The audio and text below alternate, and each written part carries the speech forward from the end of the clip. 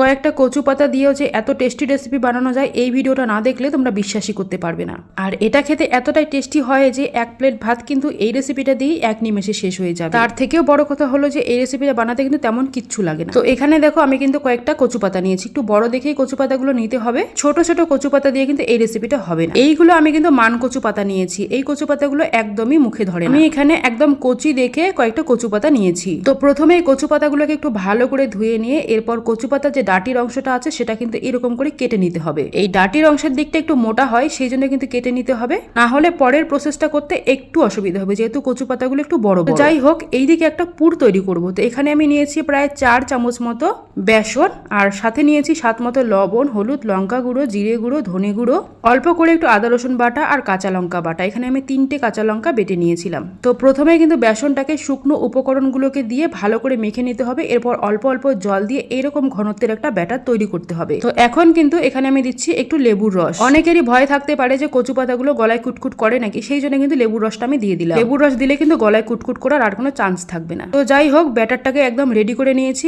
এরপর প্রথমে যেই বড় কচু পাতাটা সেটাকে এখানে বিছিয়ে দিয়েছি, তার উপর কিন্তু কিছুটা বেসনের পুর দিয়ে ভালো করে এরকম করে লাগিয়ে নিচ্ছি। এরপর ওপরে আরো একটা কচু পাতা বসিয়ে তার উপরে ঠিক সেম ভাবে বেসন দিয়ে পুরো কচু পাতার মধ্যে লাগিয়ে নিতে হবে। তো এরকম করে কিন্তু আমি পরপর প্রায় 4টা কচু পাতা বসিয়ে নিয়েছিলাম। এইরকম বড় দেখে কচু পাতা যদি 4টা হয় তাহলে কিন্তু একদম ফাটাফাটি। তো এভাবেই কিন্তু প্রত্যেকটাকে আমি এরকম ভালোভাবে সাজিয়ে নিয়েছি। আচ্ছা, এখানে একটা কথা বলে রাখি, যেগুলো একটু বড় কচু পাতা সেগুলো ডাটির অংশের দিকগুলো কিন্তু একটু অসুবিধা হয়, যেহেতু ডাটির দিকটা একটু শক্ত থাকে। তো সেখানে কিন্তু একটু ভারী জিনিস দিয়ে থেতলে নিলেই হয়ে যাবে। খুব জোরে জোরে না, একটু আস্তে আস্তে কিন্তু থেতলে নিতে হবে। তো যাই হোক, এখন আমি কিভাবে ফোল্ড করছি সেটা তো দেখতেই পেলে। প্রথমে কিন্তু দুই সাইডটা একটু ফোল্ড করে নিলাম, তারপরে নিচের দিক থেকে ফোল্ড করতে করতে উপরের দিকে চলে গেলাম। যেহেতু পুরোটাতে বেসন লাগানো আছে সেই জন্য ফোল্ড করতে কিন্তু কোনো রকম অসুবিধা হবে না। তো এখন কিন্তু এখানে আগের থেকে আমি কড়াইতে একটু জল বসিয়ে দিয়েছিলাম, তার উপরে একটা স্ট্যান্ড দিয়ে বেসন দিয়ে যে কচু পাতাটা রেডি করে রেখেছিলাম সেটা কিন্তু একটা প্লেটের ওপর দিয়ে 10 মিনিটের জন্য স্টিম করতে হবে। 10 মিনিট পর গ্যাস বন্ধ করে দিয়ে এটাকে নামিয়ে একটু ঠান্ডা করে নিতে হবে। এরপর এরকম গোল গোল করে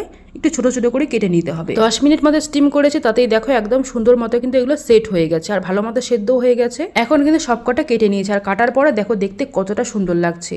তো যাই হোক, এইদিকে এখন ফ্রাইং প্যানে তেল বসিয়ে দিয়েছিলাম। আমি একটু বেশি করে তেল দিয়েছি, তোমরা চাইলে কম তেলেও ভাজতে পারো, তবে একটু বেশি তেলে বড়ার মতো করে ভাজলে কিন্তু খেতে খুব ভালো লাগে। আমি কিন্তু কম তেলেও ভেজে দেখেছিলাম, সেটার থেকে এই যে ডিপ করে একটু ভেজে নিচ্ছি এটাই কিন্তু বেশি খেতে ভালো লাগে। তো যাই হোক, সবকটাকে এরকম মুচমুচে আর সুন্দর মতো কালার চলে আসা অব্দি ভেজে নিয়ে এবার নামিয়ে নিতে হবে। তো এই রেসিপিটার নাম আমি দিয়েছি কচু পাতার বড়া। বাড়িতে অবশ্যই একবার হলেও কিন্তু ট্রাই করে দেখবে, দারুণ হয় খেতে। গরম ভাতের সঙ্গে এর কোনো জবাব নেই। আর এখানে কিন্তু আমার ক্যামেরাটার জন্য কালারটা এরকম লাগছে, না হলে কালারটা খুব সুন্দর ছিল। গরম গরম ভাতের সঙ্গে এই কচু পাতার বড়া দিয়ে মেখে খেতে তো দারুণ লাগছিল। তোমরা কিন্তু বাড়িতে অবশ্যই একবার ট্রাই করবে। আর রেসিপিটা তোমাদেরকে কেমন লাগলো সেটা কিন্তু কমেন্টে আমাকে অবশ্যই জানিয়ে দিও। ভালো লাগলে একটা লাইক, কমেন্ট, শেয়ার করে দিয়ে আমার ফেসবুক পেজটিকে ফলো করে দিও। সবাই খুব ভালো থেকো, দেখা হচ্ছে তোমাদের সঙ্গে নেক্সট ভিডিওতে। ততক্ষণ অবধি টাটা।